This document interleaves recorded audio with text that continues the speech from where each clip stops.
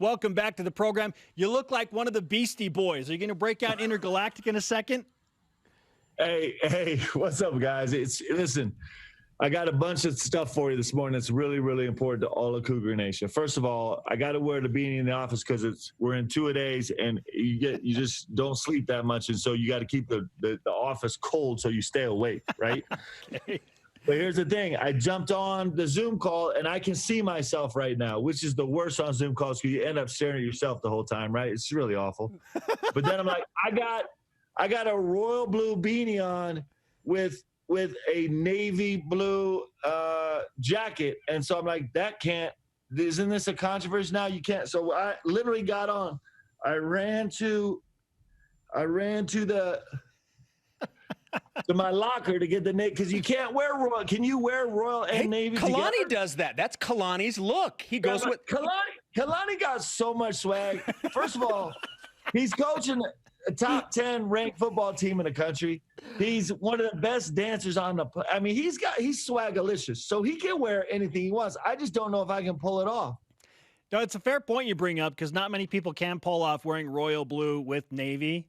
That's rarefied air. That's the Kalani effect for sure, Coach. But man, What are the rules? Hey, if you listen, you beat Gonzaga last year on seniors night. You make the rules. You beat Gonzaga last year on senior night, so maybe that grants you the exception to wear royal with navy blue. Maybe. Are you taking it personally, by the way, that the last 2 times you've been on this show, Jerem has taken the day off? Well, listen, I don't understand. I thought we were boys. He produces the coaching show. Like, I think he's still mad at me that we didn't win an Emmy. I told him for sure, I guaranteed him an Emmy win last year, and we didn't get one. I think he's a little salty about that. We'll have to follow up on that. In the meantime, you put out what you called a terrifying non-conference schedule yesterday for BYU basketball. And as terrifying as it is, you also said it's very exciting. What was it like compiling that schedule based on all of the difficulties that go into scheduling regularly, not to mention the COVID-19 pandemic? Yeah, it's been super challenging, I think, for everybody in the country. You know, the most complicated piece was as soon as the date changed, we went from the 10th to the 5th to the 25th. As soon as we changed the start date, it wiped out half the MTEs in the country.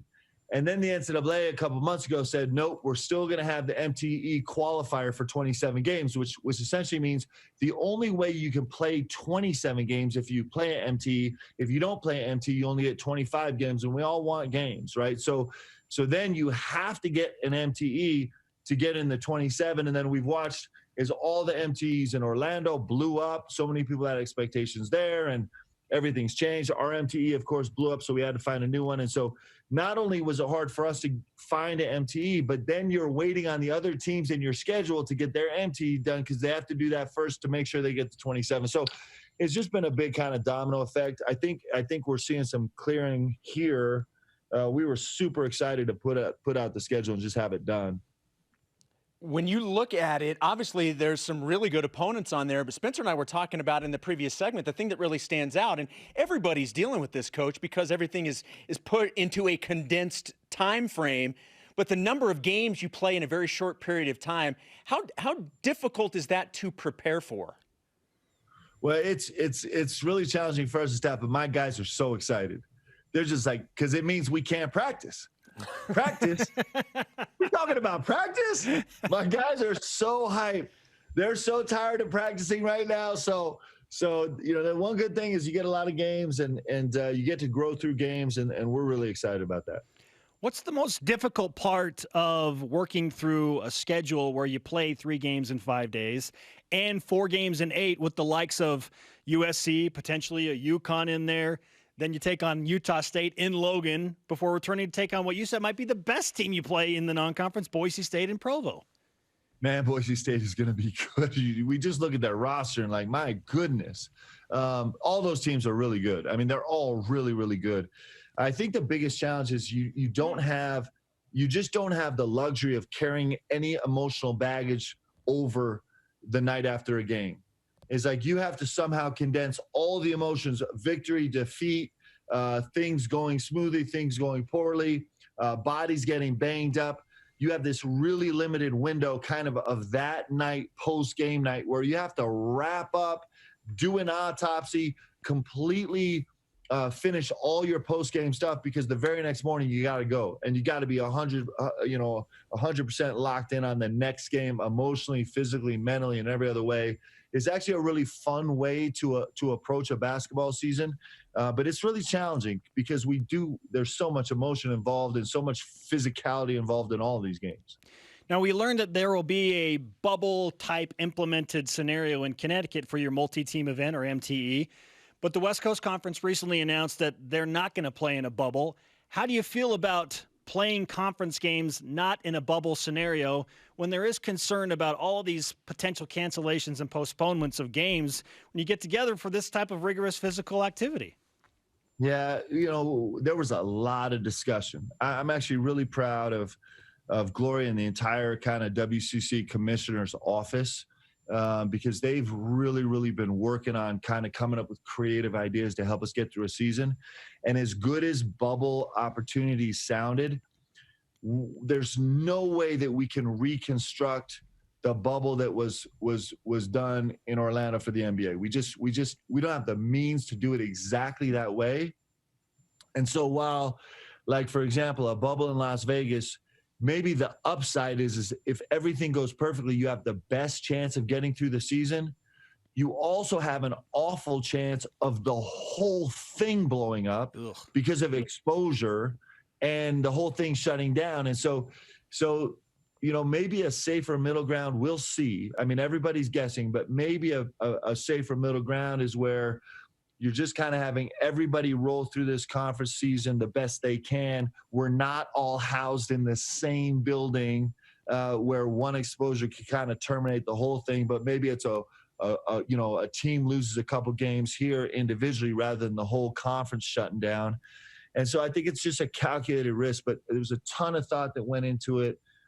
Gloria's done a great job kind of leading the conference through this, and hopefully we're coming up with the best solution possible. And what we all have seen already is we don't have any idea what we're going to be doing for our conference season, right? Because everything can change in 24 hours. So, maybe this bubble idea is resurrected. Certainly all the groundwork's been laid, but as of right now, we're trying to move forward with a more normal kind of schedule. The good news, Coach, is you've been able to practice for a while now.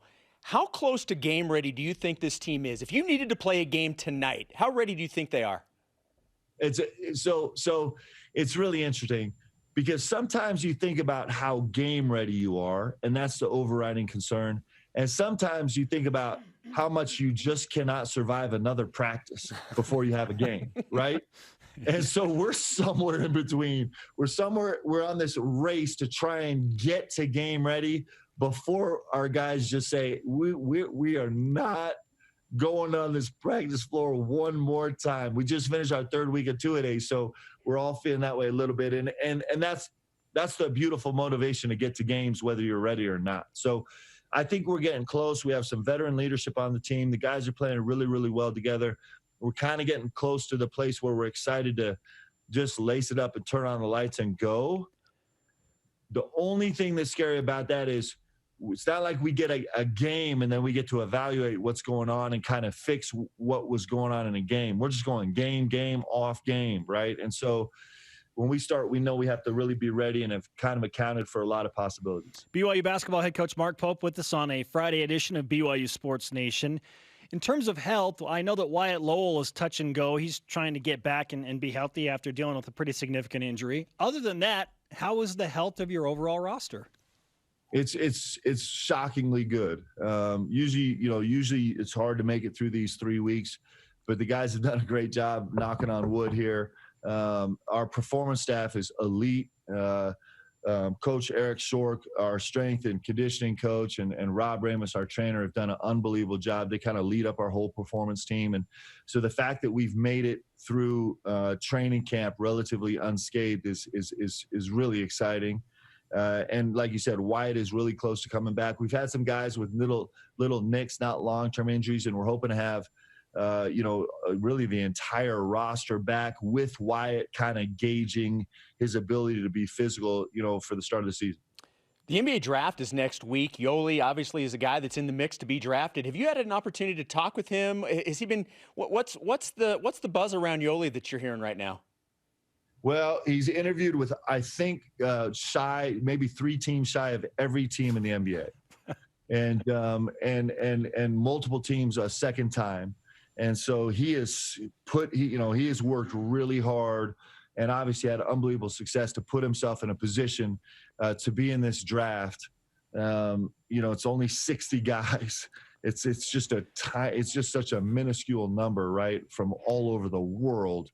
But he is solidly in this thing, and it's going to be a really exciting night. I think, kind of the feedback we're getting is anywhere from late to early, late first round, early second round to not in the draft. And really in that area, it just becomes it's just so dynamic that anything can happen. So we're really, really hopeful. He certainly has earned the opportunity to do this. And I think we have a really good feel for his opportunity right now. And it's going to be exciting. And if for some reason his name's not called, he's going to go to camp and just destroy some people and earn his way on a team that way. So, he's destined to go play in that league. He really believes that. We believe that. And we're really excited to see how that actually happens. You watched one of the all-time greats leave the program in Yoli Childs. And just a few days ago, BYU basketball announces the newest member of the BYU basketball family, Jake Wallen, who is a local product, played at Timpview High School. We spoke with Jake yesterday. He's got a great personality.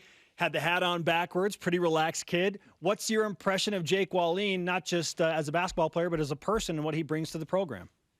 Well, I think he's a terrific young man. I think he's humble, but I think he's got some belief in himself. I think he loves BYU, and I think he's excited about the opportunity to kind of come, jump in, and throw his hat into the ring in terms of a guy that's going to try and continue to build this program and deliver here at BYU. And clearly he's got a ridiculous upside. I've talked about this a lot over the last few months, just the sense that here's a young man that I watched play for a year and a half, trying to envision him as a power forward, and thinking, yeah, he's a terrific player. And then this summer, watched a ton of film on him playing the 1 and the 2, and it just changed everything for me. I just think he's got, you think he's going to be a 6'7", 6'8", 6'9", point guard, 2-guard, 3-man with really, really terrific ball skills and incredible mobility and length, both on the offensive and defensive end. I think he has a chance to be a really special player. We're incredibly excited about the player that he can become. Coach, we always appreciate the energy, the enthusiasm you bring to the program. You're a class act, great sense of humor, and don't ever discredit your own personal swag. You're looking pretty swaggy right now. I know that's not true, but hey, keep saying it, man. You keep saying it, people start believing it. We will. We'll toot that horn, my friend. Thanks, Mark. Thanks, Mark. All right, boys. Mark Pope on the Deseret First Credit Union Hotline. Deseret First, you know why, we show how.